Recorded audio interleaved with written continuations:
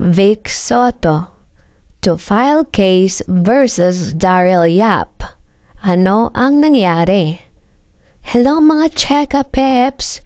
Ako nga pala si Cheka Marie, ang inyong taghatid ng freshiest, juiciest, at super intriguing Cheka sa Pinoy Showbiz News.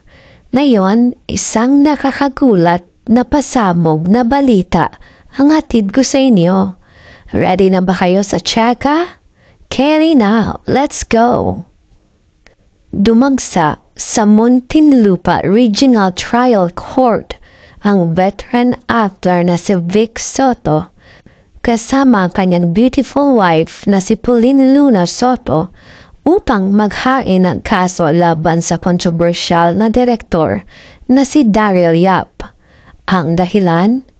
Ang pangalan ni Vic Soto ay di umano'y nadawit sa upcoming movie ni Daryl na Pepsi Paloma. Alam niyo ba mga Cheka Peps, ng pelikula ni Daryl Yap ay di umano'y hango sa kontrobersyal na kaso ni Pepsi Paloma noong 1980s. Ito na raw ang rason kung bakit pikon na pikon si Bossing Vic.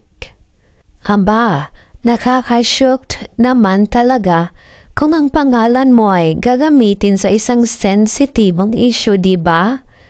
Agree ba kayo na tamang hakbang na ito ni Bossing? Comment na down below. Para sa akin, hindi ito basta simpleng entrega lang. It's a power move na ipaglaban ang karapatan laban sa mga maling impormasyon o paggamit ng pangalan sa maling konteksto. Kahit gaano ka-funny at bubbly si Bossing sa TV, seryoso siya sa pagdating sa mga ganitong issue. Ano sa tingin niyo mga Cheka Peps? Nakikiayon ba kayo sa kanyang desisyon? Let me know sa comments.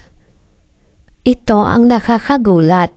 Ang kaso ni Pepsi Paloma ay isa sa pinag-uusapang iskandalo noong dekada 80. Kung tama ang hinala niyo, ito rin ang naging rason kung bakit maraming mga artista ang mas naging maingat sa kanilang imahe at reputasyon. Kaya gets natin kung bakit todo depensa si Bossing ngayon. Nakakaloka talaga ang showbiz. Sa tingin niyo ba, may laban kaya si Bossing Vic sa kasong ito? Komento na ng inyong opinyon at baka mag-react si Direk Daryl sa usaping ito. Aba, pak na pak ang discussion dito.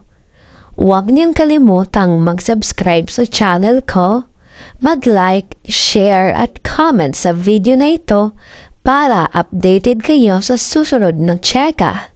Ako ulit si Cheka Marie, ang tagahatid ng latest Cheka sa Pinoy Showbiz.